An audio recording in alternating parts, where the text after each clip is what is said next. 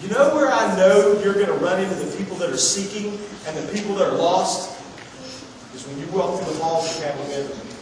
When you pass the pirate on the sign tomorrow after you get off the cheese wagon, you are walking into a crowd of people that are lost.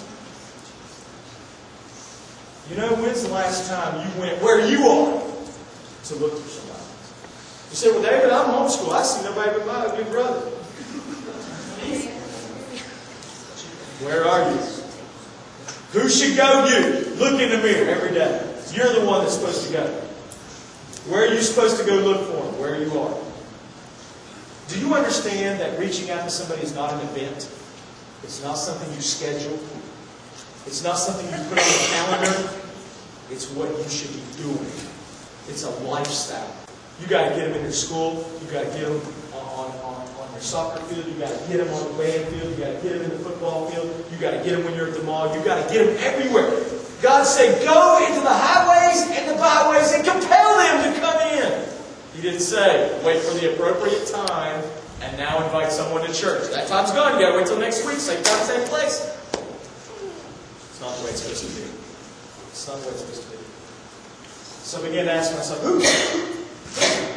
You know, I mean, tonight is so basic. It's almost embarrassing because it's such a simple thing. Who is me? Because Jesus lives in me. Where? Wherever I am. Because that's where Jesus is. And He's seeking it, which is lost. Who? Can I tell you that today God created the atmosphere where the very people that you needed to reach out to were all around you. You know, there's a challenge that I had a professor in college, as a freshman in college, I had a professor challenge me. He said, you pray, David, every day that God will bring somebody into your life, and then start looking for them. You know what I found out? The first day I prayed it, the second day I saw it, the third day I quit praying. Because it was everywhere. Do you know that the way you walk down the hall today, God created the atmosphere whereby the person that needed you walked right by you. Did you see him? Tonight, some of you think you are here by some kind of accident. You think that, man, I didn't have anything better to do, so I think I'll just go to church. And you don't realize that God orchestrated everything to bring you to this moment so you can hear this sermon with this group of people. Some of you think you came tonight just because that pretty girl's here. No, you're here by design. Because God put who in your life right now so that you could bring him in. Who are you bringing in? I don't know anybody. Look around. They're everywhere. You want to know who? Just look around. Just look around. Do you know there's somebody sitting in this room right now, that needs desperately for somebody to reach out to them and bring them in? There's somebody that you passed by today at school when you rushed by and didn't pay any attention. They needed to come. They needed to be here. They needed to hear that somebody cared. They needed to see the Christ in you. Who? You need to get it. Where? Where you are. Who do you need to get? They're everywhere. I want to finish the questions. Why? You're the why generation too. I'm with you guys. Don't tell me to do something. Tell me why to do something. And I'll do it. We're 2 weeks through prom season. You guys know how I feel about prom season. This past weekend I was pacing again. And I'm glad to report to you, as of the first 2 weekends of prom, nobody among us has died. That's a positive. It's interesting that I've been talking to some of you. Look, during prom season, we don't even talk to you about your purity and doing it and not drinking and all that other stuff. We just talk about staying alive. Why should you reach out? This is going to be your only opportunity for some people to point to Christ. And let me tell you what they need. It's Christ. I've heard people tell me their problems and how bad they like. Look, honey, save it for opening. You know, Oprah cannot solve your problems. You know, there's a new billboard. You know me and billboards. I always have to read all the billboards. And you know, there's a new billboard down there that says, "Get your Phil." You know, talking about Phil at 5. You know, Dr. Phil, like he's some kind of God or something.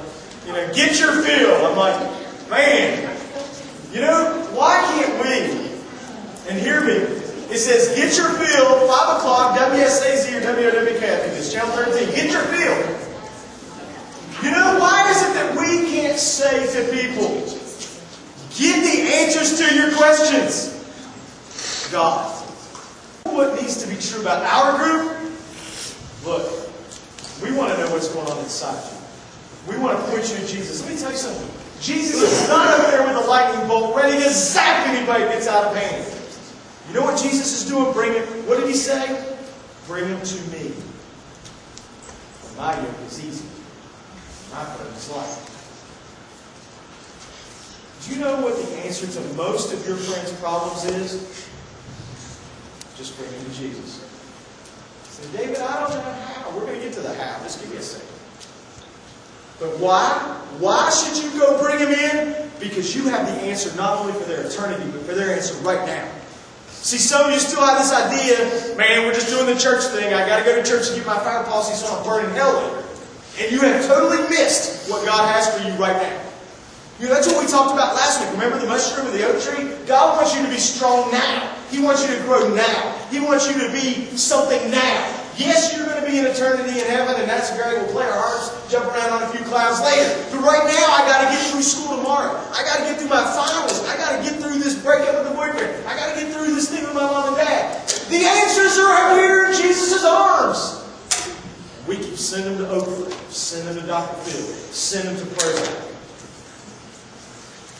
Guys, the answers, you have them. But you got to go get them and bring them in. They're never going to hear the answer. Now, I want to answer the next question. When? Because I always like to win. You know, I'm a very scheduled kind of person. You know, I can tell you exactly where we're going to be going at 10:20 tomorrow. I'll be sitting at my desk talking on the phone to the lawyer for the half hour. You know, we schedule everything. And you guys are the same way. You know, I'm going to allot 20 minutes for swimming. I'm going to allot 40 minutes for homework. I'm going to allot 27 minutes for texting. You know, you have your whole entire life planned to the minute. Let me tell you what you need to fit into your schedule. Bringing them in. Some of you don't bring anybody in because you don't plan to. You haven't scheduled it. You've never thought about those people that are around you that need to be brought to Christ, to church, to help. Some of you need to stop right where you are and say, it's time for me to plan.